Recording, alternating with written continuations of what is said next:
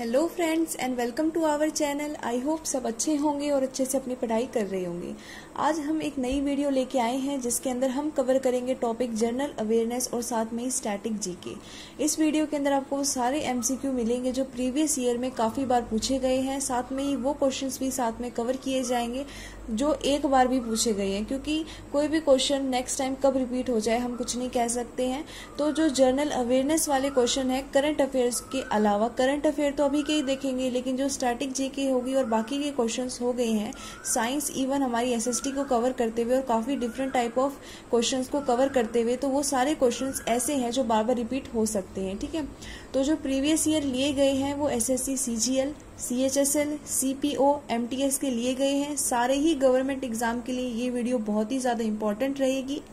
तो ये हमारा फर्स्ट हमारे पास वीडियो है, दिस इज वीडियो नंबर 1। अगर आपको आगे इसकी वीडियो नंबर 2 या जितने भी पार्ट चाहिए होंगे आपको कमेंट में बताना पड़ेगा, तभी नेक्स्ट वीडियोस आएंगी, वरना नहीं आएंगी। ठीक है, तो आप अपना फीडबैक जरूर देना वीडियो के लास्ट में। तो स्टार्ट करते हैं। सबसे पहले जो हम यहाँ पे कवर करने वाले हैं एमसीक्यूज ही, फिर से बता देती हूँ। Let us start the video. सबसे पहला क्वेश्चन है, who has been called Napoleon of India. क्या क्वेश्चन है? भारत का नेपोलियन किसे कहा गया है? बहुत इंपॉर्टेंट क्वेश्चन है और एग्जैक्टली मैंने वैसे ही ऑप्शंस रखे हैं जैसे प्रीवियस ईयर में आए हैं, ताकि आपको भी अच्छे से समझ में आ सके कि किस तरीके के क्वेश्चंस जो है वो आ रहे हैं हमारे एग्जाम के अंदर। तो इसका करेक्ट आंसर होगा समुद्रगुप्त। जो समुद्रगुप्त थे उनको नेपोलियन ऑफ इंडिया कहा गया था। भारत का नेपोलियन कहा गया था समुद्रगुप्त को, और समुद्रगुप्त को एक और नाम से जाना जाता है कविराज। क्यों? क्योंकि ये वीणा बजाया करते थे, इसी कारण इनको जो है कविराज की उपाधि दी गई थी। साथ में अगर ये क्वेश्चन आ जाता कि नेपोलियन की उपाधि समुद्रगुप्त को किनके द्वारा दी गई थी, तो वीएस सुमित के द्वारा समुद्रगुप्त को नेपोलियन की उपाधि दी गई थी। ठीक है, नेक्स्ट क्वेश्चन पे चलते हैं। Who is called the father of economics. क्या क्वेश्चन है कि फादर ऑफ इकोनॉमिक्स किसे कहा जाता है? अर्थशास्त्र यानी कि इकोनॉमिक्स का जनक किसे कहा गया है? तो एडम स्मिथ जो है, इन्हें हम फादर ऑफ इकोनॉमिक के नाम से जानते हैं। अब नेक्स्ट क्वेश्चन है हमारा, hydraulic breaks work on the principle of. जो हाइड्रोलिक ब्रेक होते हैं वो किस सिद्धांत पर कार्य करते हैं? बहुत ही आसान सा टॉपिक है, ये आपका फिजिक्स का टॉपिक है। तो ये जो टॉपिक है आपका फिजिक्स से रिलेटेड भी कवर कर रहा है। इसी तरीके से डिफरेंट टाइप ऑफ क्वेश्चंस मिलेंगे जो हर एक एक पैरामीटर को कवर करते चलेंगे। तो जो हाइड्रोलिक ब्रेक है इसके अंदर होता क्या है? इसके अंदर एक तरीके से आप कह सकते हो लिक्विड यानी कि जो वाटर है उस पर प्रेशर लगाया जाता है, जिससे उसका मैग्नीट्यूड तो नहीं बदलता, लेकिन लिक्विड के अंदर जो है वो प्रेशर जरूर लगाया जाता है। तो ये जो है हमारा पास्कल लॉ के ऊपर बेस्ड है, तो पास्कल प्रिंसिपल के ऊपर हाइड्रोलिक जो ब्रेक्स है वो पूरे डिपेंड होते हैं। ठीक है, इसी के सिद्धांत पे ये कार्य करते हैं। अब पास्कल लॉ क्या होता है? पास्कल लॉ होता है force upon area. Force upon area से हम फाइंड आउट कर सकते हैं हाइड्रोलिक ब्रेक का प्रिंसिपल जो है पास्कल लॉ। ठीक है, नेक्स्ट क्वेश्चन पे चलते हैं। National development council was set up in. राष्ट्रीय विकास परिषद की स्थापना किस वर्ष की गई थी? किसकी स्थापना? राष्ट्रीय विकास परिषद यानी नेशनल डेवलपमेंट काउंसिल की जो स्थापना है वो 1952 में की गई थी। ये भी एग्जैक्टली आपका प्रीवियस ईयर का क्वेश्चन है। और नेक्स्ट क्वेश्चन है, Alexander invaded India in. Sikandar ने भारत पर आक्रमण कब किया था? जब आपने पढ़ी होगी हिस्ट्री तो आपने जरूर पढ़ा होगा सिकंदर ने भारत पर आक्रमण कब किया था। ये किया था 326 बीसी में। ठीक है, 326 बीसी में सिकंदर ने भारत पर आक्रमण किया था, और इसी को जो बहुत ही एक बढ़िया सा इतिहास के अंदर एक युद्ध माना गया है जो है झेलम का युद्ध। अब झेलम के युद्ध को 2 अलग अलग नामों से और जाना जाता है, वो मैं चाहूंगी कि आप कमेंट बॉक्स में मुझे बताएं कि झेलम के युद्ध को किन किन 2 नामों से और जाना जाता है। एक मैंने बता दिया, झेलम का युद्ध जो है 326 बीसी यानी 326 बीसी के अंदर हुआ है। ठीक है, अब किसके साथ हुआ था? तो राजा पुरुषोत्तम के साथ हुआ था। राजा पुरुषोत्तम कौन है ये? इनको यूनानी के अंदर पोरस के नाम से जाना जाता है। आई ना अब याद कि सिकंदर और पोरस का जो है युद्ध हुआ था, झेलम का युद्ध 326 बीसी में। ठीक है, अब नेक्स्ट क्वेश्चन की ओर चलते हैं। More than 65% of working population. क्या बोला है? जो भारत है इसके अंदर जो कामकाजी आबादी है यानी जो काम कर रही है उसमें ज्यादा यानी 65% से भी ज्यादा जो पॉपुलेशन है वो भारत में कौन से सेक्टर के अंदर लगी हुई है, यानी इनमें से कौन सा सेक्टर है जो मैक्सिमम जो हमारी पॉपुलेशन है जिसके अंदर काम करती है। तो मोर देन 65% जो है हमारे भारत के अंदर खेती बाड़ी से जुड़े हुए लोग जो हमारे प्राइमरी सेक्टर में आती है। किस में आती है? प्राइमरी सेक्टर में आती है, जिसके अंदर रॉ मटेरियल्स वगैरह का यूज किया जाता है और आगे इनको प्रोसेसिंग के लिए भेजा जाता है। तो प्राइमरी सेक्टर कह लो, या फिर अगर हमारे पास ऑप्शन आ जाता, आंसर के अंदर ऑप्शन आ जाता एग्रीकल्चर के अंदर, तो हम लिखते कि एग्रीकल्चर के अंदर हमारी जो इंडिया की मोर देन 65% है वो इंगेज है, यानी कामकाजी जो आबादी है भारत की वो 65% से भी ज्यादा इसमें लगी हुई है। अब नेक्स्ट क्वेश्चन है, the Nalanda university was founded by. Nalanda जो विश्वविद्यालय था इसकी स्थापना किसके द्वारा की गई थी? नालंदा जो विश्वविद्यालय है इसकी स्थापना कुमार गुप्त फर्स्ट के द्वारा की गई थी। किसने की थी इसकी स्थापना? कुमार गुप्त फर्स्ट ने की थी। कहाँ की थी? पटना में की थी, बिहार में। ठीक है, बहुत इंपॉर्टेंट क्वेश्चन है, एग्जैक्टली सेम वही मैंने ऑप्शंस आपके सामने यहाँ पे रखे हैं जो हमारे पास एज इट इज आए थे प्रीवियस ईयर के अंदर। CGL का ये क्वेश्चन है आपका। इसके बाद नेक्स्ट क्वेश्चन है, which is the largest river basin in India. निम्नलिखित में से भारत की सबसे बड़ी नदी बेसिन कौन सी है? तो लार्जेस्ट रिवर बेसिन भारत के अंदर है गंगा ब्रह्मपुत्र बेसिन। तो इसके अंदर हमारे पास ऑप्शन है गंगा बेसिन, तो ये आपका करेक्ट ऑप्शन हो जाएगा। तो एक क्वेश्चन मैं आपसे पूछती हूँ कि जो गंगा है उसको, जो हमारी गंगा देवी जो हमारे पास कह सकते हैं हम, जो हमारी गंगा माँ है, गंगा जी है हमारी, जो नदी है एक, तो जो गंगा नदी है उसको बांग्लादेश में किस नाम से जाना जाता है? बहुत इंपॉर्टेंट क्वेश्चन है, ये भी आपका प्रीवियस ईयर में आया हुआ है कि गंगा को बांग्लादेश में किस नाम से जानते हैं। तो ये आप कमेंट बॉक्स में जरूर बताना, ठीक है। इसके बाद नेक्स्ट क्वेश्चन है, bleaching powder is used in drinking water as. Bleaching powder का इस्तेमाल पीने वाले पानी में किस रूप में किया जाता है? इसका करेक्ट ऑप्शन होगा आपका बी, जो है डिसइंफेक्टेंट। इसका मतलब ये है कि जितने भी बैक्टीरिया वगैरह प्रेजेंट होते हैं पीने वाले पानी में, अगर ब्लीचिंग पाउडर को डाला जाता है ड्रिंकिंग वाटर के अंदर तो होगा क्या? जितने भी बैक्टीरिया है वो सारे के सारे मर जाएंगे, क्योंकि ब्लीचिंग पाउडर में होती है क्लोरीन, जिसके कारण सारे बैक्टीरिया मर जाएंगे और जो इन्फेक्शन फ्री हो जाएगा पानी। ठीक है, इस वजह से ब्लीचिंग पाउडर का इस्तेमाल किया जाता है ड्रिंकिंग वाटर में एज ए डिसइंफेक्टेंट। ठीक है, और जो ब्लीचिंग पाउडर है, अगर बाय चांस हो सकता है इसका फॉर्मूला भी आ जाए, बोल दे कि इनमें से कौन सा केमिकल फॉर्मूला है ब्लीचिंग पाउडर का, तो आपको पता होना चाहिए। ब्लीचिंग पाउडर का फॉर्मूला होता है CaOCl2। CaOCl2 किसका फॉर्मूला है? ये ब्लीचिंग पाउडर का है। इसके बाद नेक्स्ट क्वेश्चन है, baking soda is also known as. Baking soda को इस नाम से भी जाना जाता है। ये जो चार ऑप्शन है इनमें से कौन सा नाम है बेकिंग सोडा का? सोच के बताओ। तो जो बेकिंग सोडा है इसको हम कहते हैं सोडियम बाइकार्बोनेट। क्या कहते हैं इसको? सोडियम बाइकार्बोनेट कहते हैं। केमिकल नेम है हमारे बेकिंग सोडा का सोडियम बाइकार्बोनेट। ये वही बेकिंग सोडा है जिसका इस्तेमाल बिस्किट वगैरह बेकरी के अंदर इस्तेमाल इसका किया जाता है। क्या है इसका नाम? सोडियम बाइकार्बोनेट है। इसका भी फॉर्मूला आ सकता है। तो इसका फॉर्मूला हमारे पास होता है NaH। Na क्या होता है? सोडियम होता है। H4 हाइड्रोजन होता है। उसके बाद हमारे पास है CO3। ये इसका केमिकल फॉर्मूला है। NaHCO3 किसका फॉर्मूला है? बेकिंग सोडा का है। इससे पहले किसका बताया था? ब्लीचिंग पाउडर का बताया था, CaOCl2। नेक्स्ट क्वेश्चन है, what is the ratio of RBC यानी कि red blood cells to white blood cells. क्या बोला है कि RBC और WBC का रेशियो यानी कि अनुपात क्या है? ये ऑप्शंस दे रखे हैं आपको। सबसे पहली बात तो आपको ये पता ही होगा, RBC जो है बहुत ज्यादा मात्रा में प्रेजेंट है हमारी बॉडी में as compare to white blood cells. तो इसी से आप एक तरीके से आप कॉमन सेंस से भी कर सकते हैं कि जिस भी ऑप्शन के अंदर देखो यहाँ पे 1:600 दे रखा है। जो WBC है वो तो कम है RBC से, तो बाद में 600 कैसे आ गया? इसी तरीके से यहाँ पे पहले 1 कैसे आ गया? बचे ये दोनों ऑप्शन। तो इसके लिए आपको याद तो होना जरूरी है। अब जो RBC सेल है और जो WBC सेल है ये 601 अनुपात में हमारी बॉडी में प्रेजेंट होते हैं। इसका करेक्ट ऑप्शन है बी।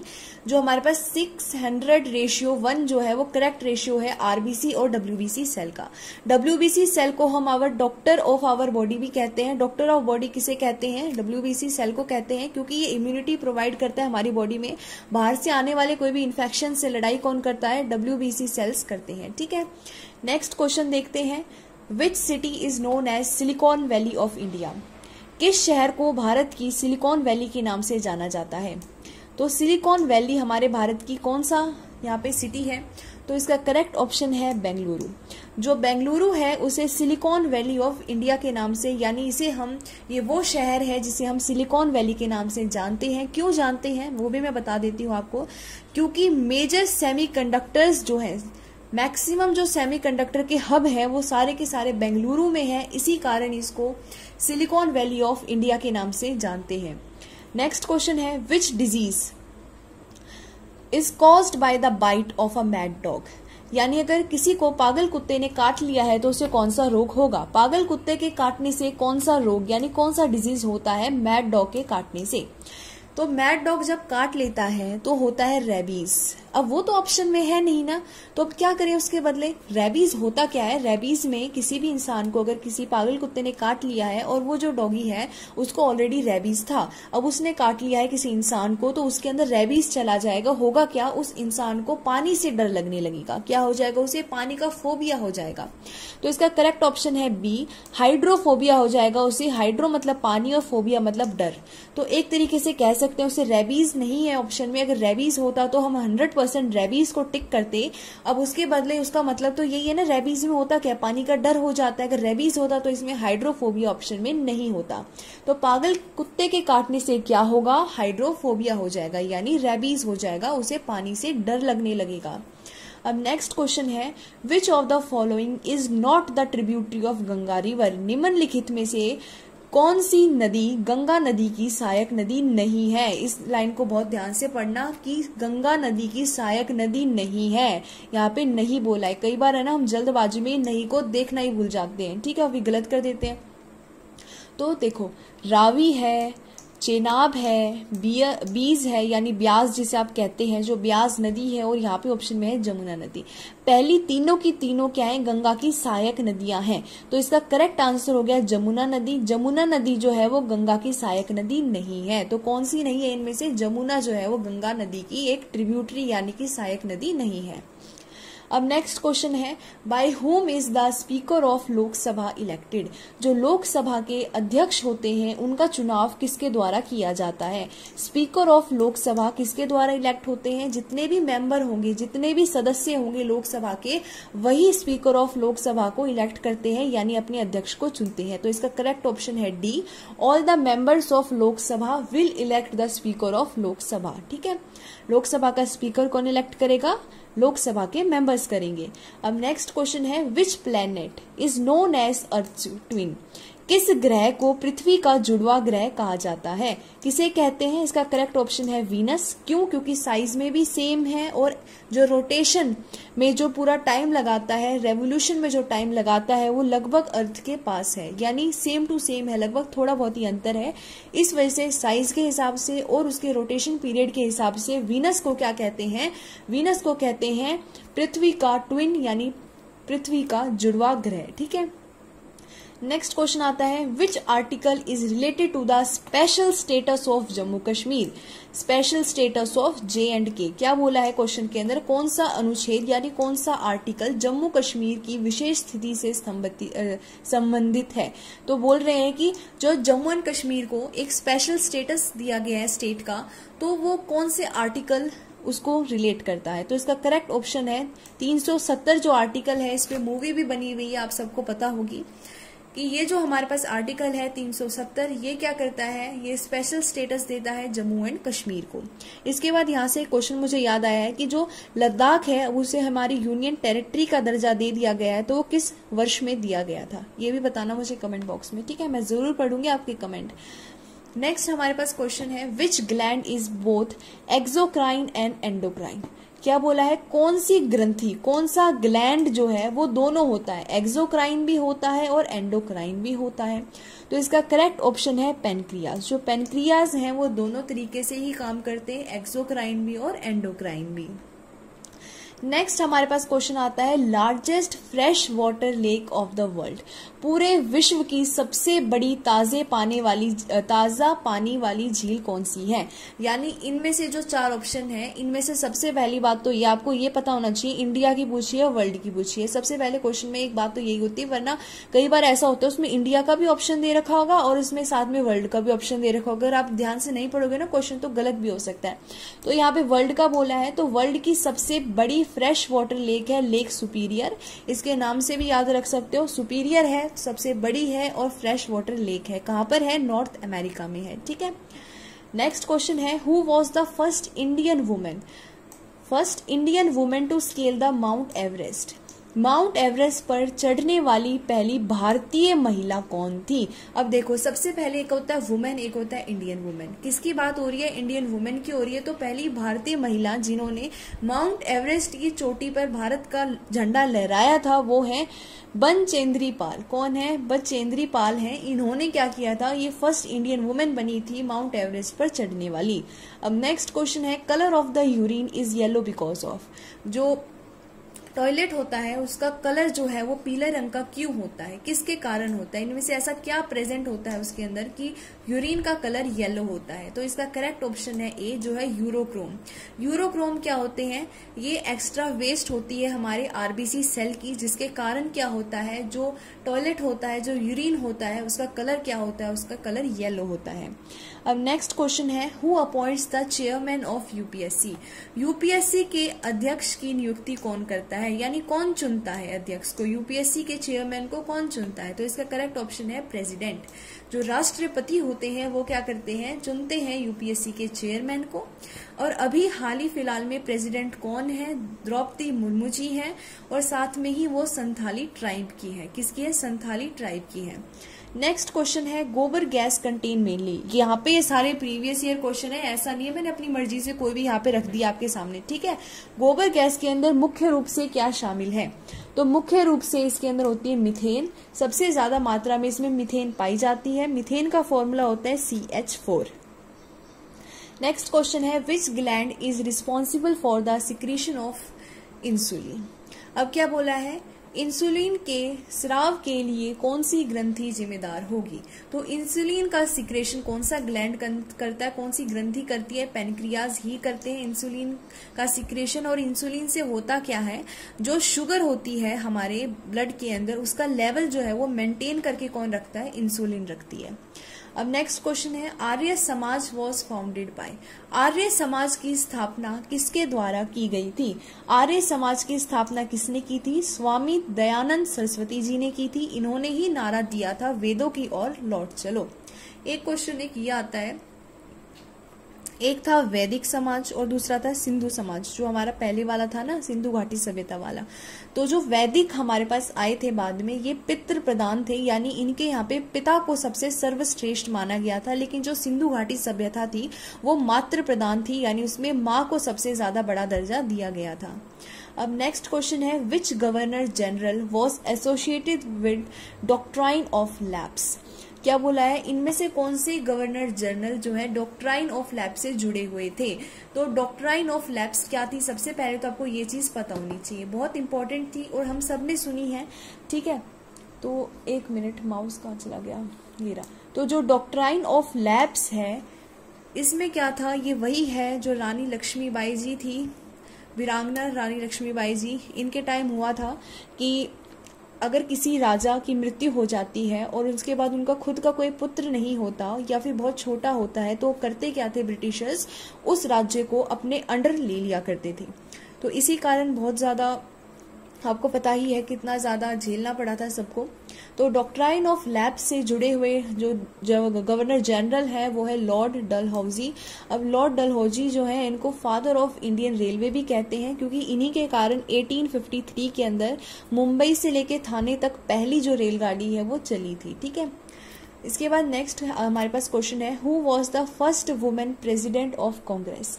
यहाँ पे बोला है प्रथम यानी पहली महिला अध्यक्ष कौन थी, किसकी, कांग्रेस की।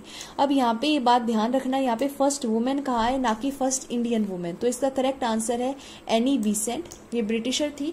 और अगर ये क्वेश्चन आ जाता पहली इंडियन वुमेन कौन थी जो प्रेसिडेंट बनी थी यानी अध्यक्ष बनी थी कांग्रेस की, तो वो थी सरोजनी नायडू। ठीक है, अब नेक्स्ट क्वेश्चन है, हु राइट या फिर हु रिटन द बुक। वैसे थोड़ा अजीब सा लग रहा है क्योंकि टाइपिंग मिस्टेक हो सकती है यार। हु राइट या कह लो हु रोट, ठीक है, टेंस लगा लेना। Who wrote the book India of my dreams, मेरे सपनों का भारत। ये जो किताब है किसने लिखी थी, ये लिखी थी महात्मा गांधी जी ने। जितनी भी किताबें हैं इम्पोर्टेंट इनके लिए ऑलरेडी मैं एक वीडियो बना चुकी हूँ। मैक्सिमम बहुत ज्यादा रिपीटेड जितने भी क्वेश्चन है आपके बुक से बनते हैं वो मैंने एक ही वीडियो के अंदर इतने सारे कवर कर रखे हैं ना, आप देखोगे तो आपके लिए बहुत ज्यादा यूजफुल रहेगी। उसकी लिंक आपको डिस्क्रिप्शन में और साथ में जो ऊपर आ रहा है ना आई बटन, इसमें भी मिल जाएगी। आपकी मर्जी है देखनी है तो आप देख सकते हैं, आपके लिए फायदा रहेगा। ठीक है, अब नेक्स्ट क्वेश्चन है, who is known as father of Indian constitution. Bharat के संविधान के जनक में हम किसको समझते हैं, यानी किसको हम भारत के संविधान का जनक कहते हैं। ठीक है, तो फादर ऑफ इंडियन कॉन्स्टिट्यूशन किसे कहते हैं, हम सबको पता है किसे कहते हैं, बताओ चलो। फादर ऑफ इंडियन कॉन्स्टिट्यूशन, जी हाँ, हम कहते हैं डॉक्टर BR अम्बेडकर जी को। ठीक है, इन्हें क्या कहते हैं, भारतीय संविधान के जनक के रूप में किसे जाना जाता है, डॉक्टर भीमराव अंबेडकर जी को जाना जाता है। इसके बाद नेक्स्ट आता है, in which year Bengal was reunited. इसमें ये नहीं पूछा कि कब अलग हुआ था बंगाल, इसमें ये पूछा गया है कब वापस से जुड़ गया था भारत के साथ, यानी किस वर्ष में जो बंगाल है उसका फिर से एकीकरण हुआ था भारत के साथ। तो इसका करेक्ट ऑप्शन है 1911 में। इसी समय दिल्ली जो है कैपिटल बन चुकी थी भारत की, 1911 में ही बनी थी और इसी समय वापस से बंगाल को भारत का हिस्सा बना दिया गया था। और अलग कब किया था, 1905 में किया गया था। नेक्स्ट क्वेश्चन है, who was the first Indian to receive Nobel prize. Nobel पुरस्कार पाने वाले पहले भारतीय कौन थे, ना ही महिला पूछा है और ना ही पुरुष पूछा है, सिंपल पूछा है पहले भारतीय कौन थे। तो इसका करेक्ट आंसर हो जाएगा रविंद्रनाथ टैगोर जी। इन्होंने ही जन गण मन की क्या की है, रचना की है। तो किसने लिखा है जन गण मन, रविंद्रनाथ टैगोर जी ने लिखा है। ठीक है, और इन्हीं को पहला भारतीय जो है ये वही है पहले भारतीय जिन्हें नोबेल प्राइज मिला था। अब नेक्स्ट क्वेश्चन है, the purest form of carbon is. Carbon का सबसे शुद्ध रूप कौन सा है। तो इसका करेक्ट आंसर हो जाएगा कोल, क्योंकि कोल से ही बाद में हम डायमंड बनाते हैं। डायमंड को हम एक प्योरेस्ट फॉर्म ऑफ कार्बन समझते हैं, लेकिन अगर डायमंड आए और फुलरेंस आए तो आपको टिक करना है फुलरेंस, क्योंकि फुलरेंस वो है जिसके अंदर कार्बन प्योरेस्ट फॉर्म में पाया जाता है। ठीक है, नेक्स्ट क्वेश्चन है, a compound of carbon used as anaesthetic is. नीचे जो भी दे रखे हैं हमारे कार्बन के कंपाउंड है, इनमें से हम किस कंपाउंड का यानी कौन सा एक वो चीज है जिसका इस्तेमाल करते हैं हम संवेदनाहारी के लिए, यानी किसी को एक तरीके से कह सकते हैं स्लीप करने के लिए, नशे टाइप से कह सकते हो, कुछ नशा सा जैसे एनेस्थेटिक देते हैं ना। इसमें क्या होता है कि इंसान सोने की अवस्था में आ जाता है, दर्द वगैरह महसूस नहीं होता है। ठीक है, तो किसका इस्तेमाल किया जाता है, इसमें किया जाता है क्लोरोफॉर्म का। हालांकि अब ये जो यूजेज है, ये जो इस्तेमाल है क्लोरोफॉर्म का, ये बंद हो चुका है। क्यों हुआ था बंद, क्योंकि इससे लीवर पे साइड इफेक्ट्स हो रहे थे जो हमारे लीवर के लिए हानिकारक थे। तो लीवर के लिए हानिकारक है तो ऑफकोर्स इसे बंद कर दिया ही जाएगा। तो कार्बन का ये कंपाउंड था, अगर क्वेश्चन आएगा तो टिक तो करना ही पड़ेगा चाहे बंद हो गया हो। ठीक है, तो आपका राइट ऑप्शन हो जाएगा क्लोरोफॉर्म।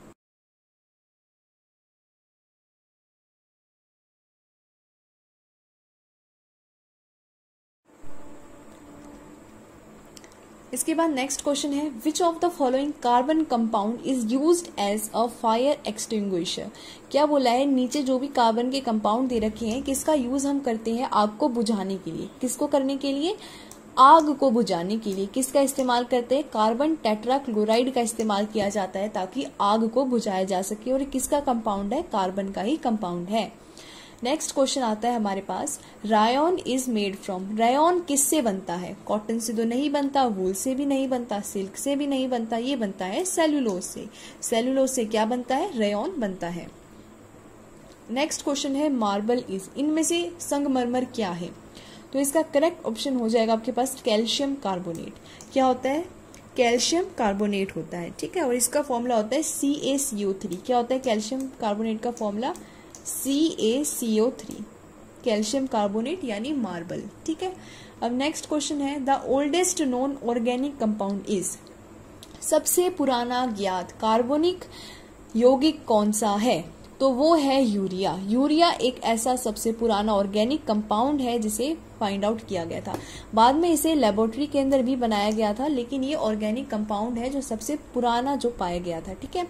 नेक्स्ट क्वेश्चन है, vinegar is trade name for, जो विनेगर है जो हम इस्तेमाल करते हैं शब्द सिरका, इनमें से कौन सा वो केमिकल सब्सटेंस है जिसके नाम की जगह हम सिरके के नाम से उसका व्यापार करते हैं? मतलब उसका असली नाम इनमें से ही कुछ है, लेकिन इस्तेमाल हम करते हैं विनेगर यानी सिरका। तो इसका करेक्ट ऑप्शन है एसिटिक एसिड। होता वो एसिटिक एसिड है, लेकिन उसका व्यापारिक नाम दे रखा है विनेगर यानी कि सिरका, ठीक है। तो सिरके का असली नाम क्या है? एसिटिक नाम है, और उसका घर का नाम कह लो वो है विनेगर यानी सिरका।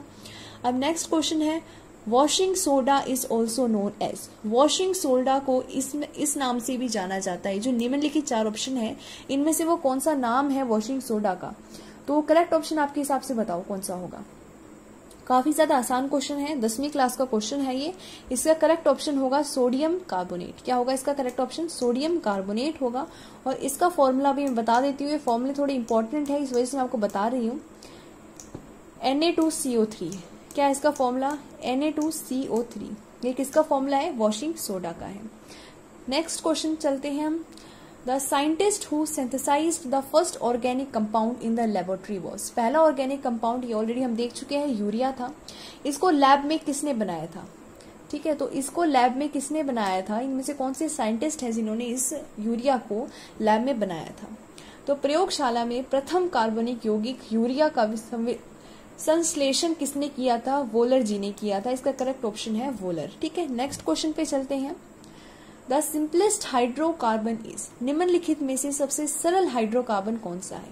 अगर आपको थोड़ा बहुत भी केमिस्ट्री का ज्ञान है तो आपको पता होगा इन सब में से सबसे छोटू सा कौन सा? मीथेन है। CH4 जो हमारे पास है मीथेन, वो सबसे ज्यादा सरल हाइड्रोकार्बन है, और यही इसका करेक्ट ऑप्शन है।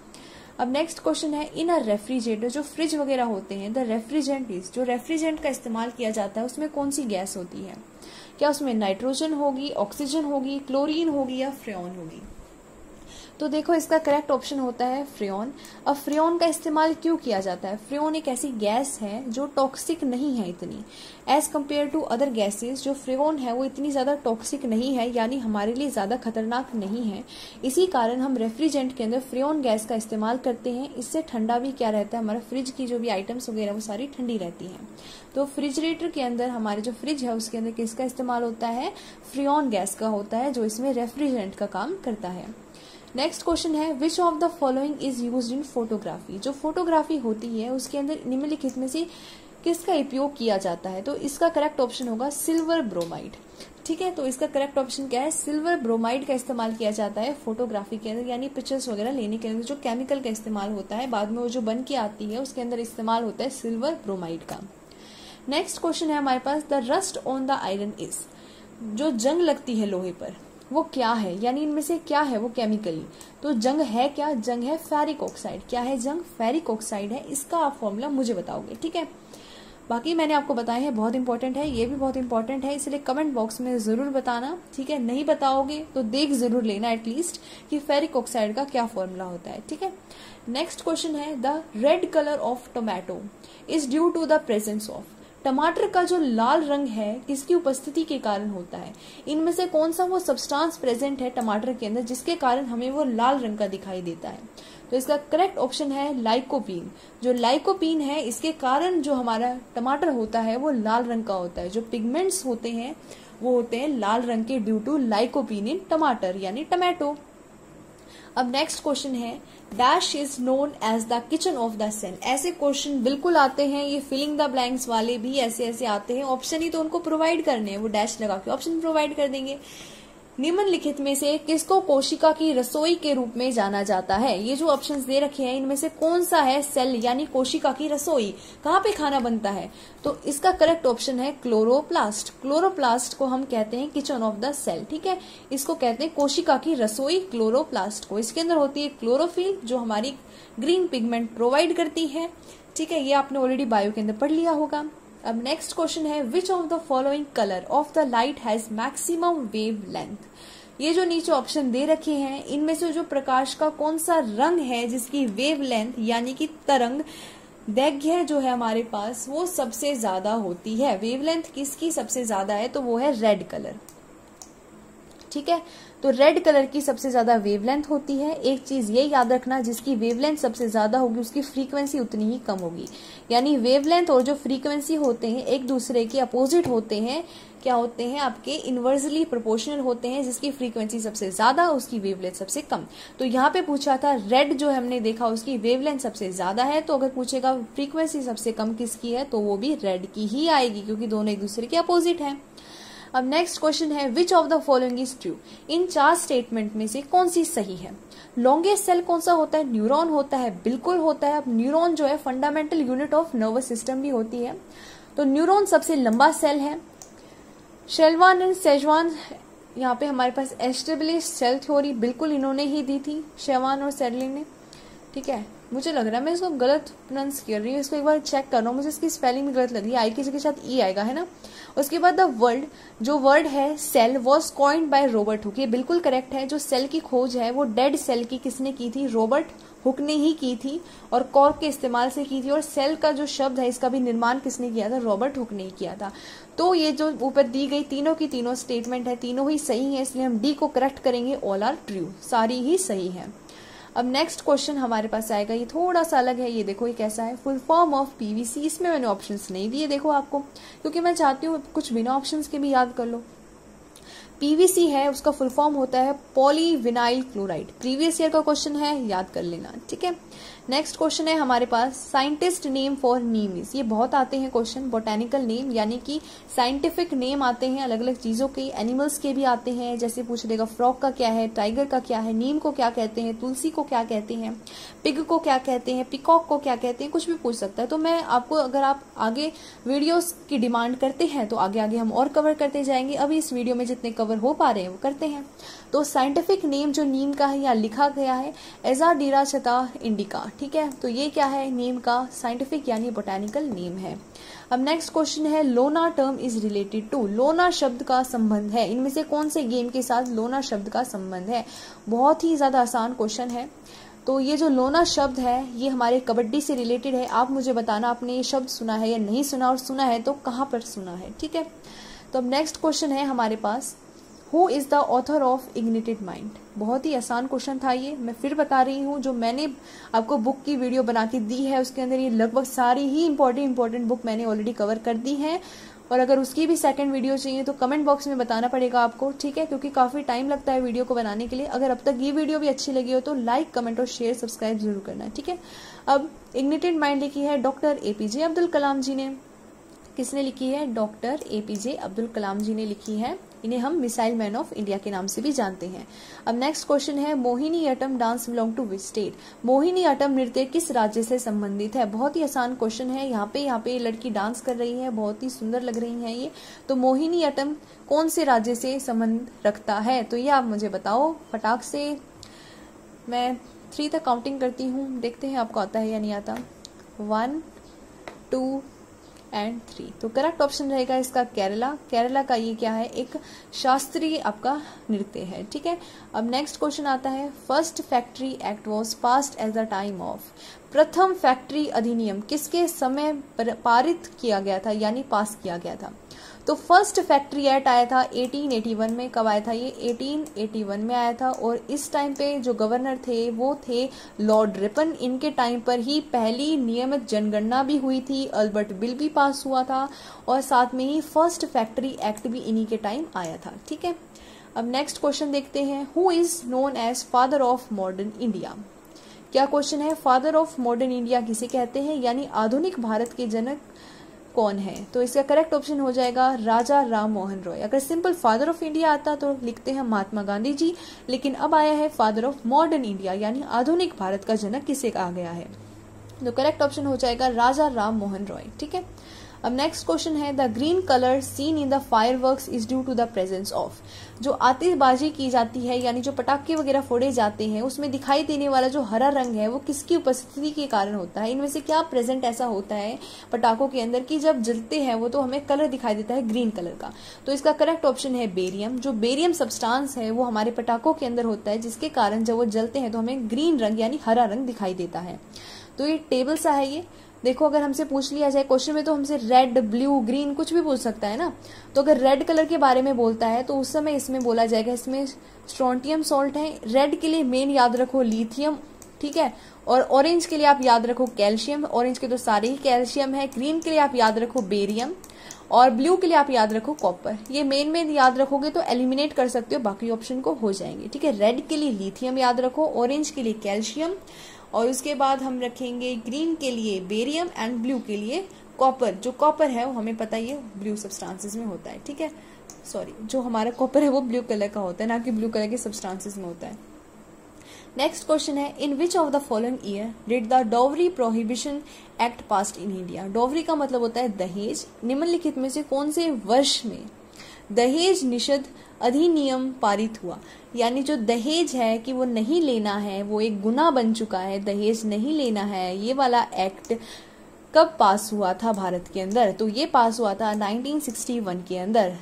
1961 में डाउरी जो प्रोहिबिशन है यानी दहेज को मना कर दिया गया था कि भारत में दहेज लेना गैर कानूनी है। 1961 में ये एक्ट पास हुआ था। ठीक है, नेक्स्ट क्वेश्चन है where did Lord Buddha take his last breath. किसकी बात कर रहे हैं? बुद्ध जी की बात कर रहे हैं। भगवान बुद्ध ने अपनी अंतिम यानी आखिरी सांस कहाँ पर ली थी? तो इसका करेक्ट ऑप्शन हो जाएगा यूपी में ली थी। और कहाँ पे ली थी, किस नदी के किनारे ली थी, वो मुझे बताना। ठीक है, ये क्वेश्चन काफी बार पूछा गया है।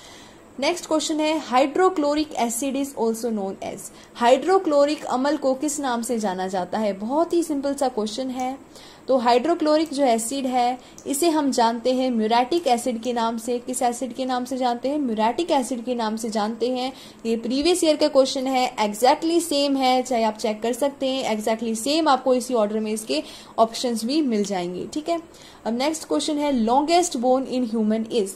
मनुष्य की सबसे लंबी हड्डी कौन सी है? ये जो हड्डी दिखा रखी है यही है सबसे लंबी हड्डी और ये है थाई बोन। इसका साइंटिफिक नेम तो बताना पड़ेगा ना, वो है फीमर।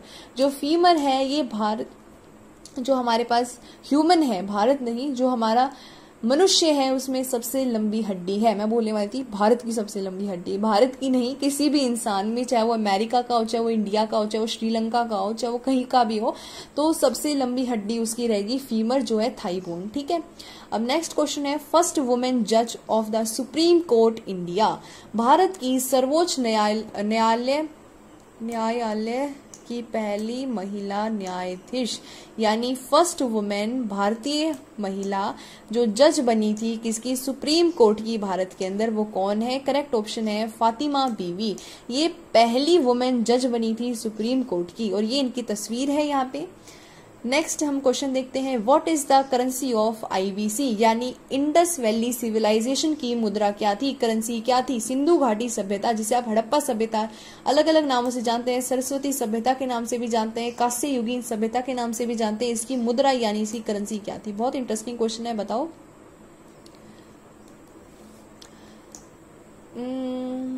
देखते हैं किस किस का सही है। तो इसका करेक्ट ऑप्शन है नो करेंसी। करेंसी ही नहीं थी। जो सिंधु घाटी सभ्यता उसकी तो कोई करेंसी ही नहीं थी, ना ही पैगोडा थी, ना ही गोल्ड कॉइन, ना ही कॉपर कॉइन, बार्टर सिस्टम था। There was no currency of the Indus valley civilisation. सिंधु घाटी सभ्यता की कोई मुद्रा नहीं थी। ठीक है, ये क्वेश्चन आया हुआ है और मैक्सिमम बच्चों ने गलत भी किया था ये।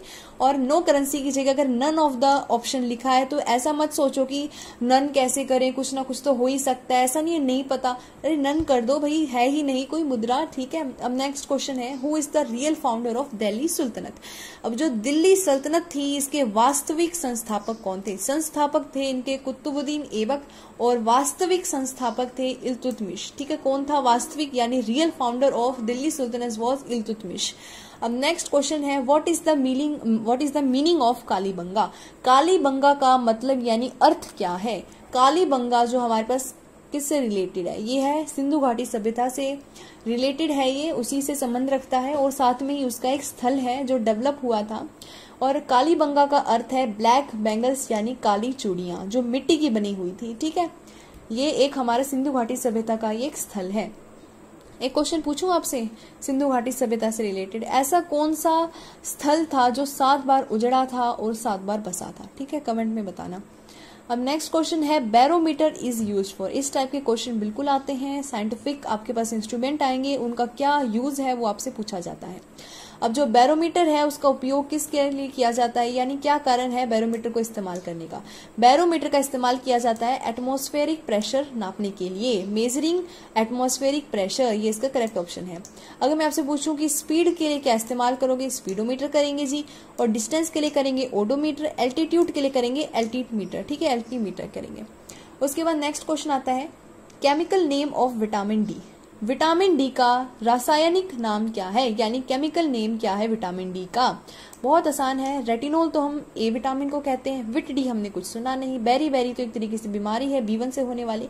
करेक्ट ऑप्शन है कैल्सीफेरोल। अब आपको पता है विटामिन डी जो हमारे पास है हड्डियों के लिए बहुत इंपॉर्टेंट होती है, कहीं ना कहीं कह लो कैल्शियम हमें चाहिए होता है, तो विटामिन डी कैल्शी से याद कर लो कैल्सीफेरोल, ठीक है। विटामिन डी का नाम है कैल्सीफेरोल, विटामिन ए का नाम है रेटिनोल।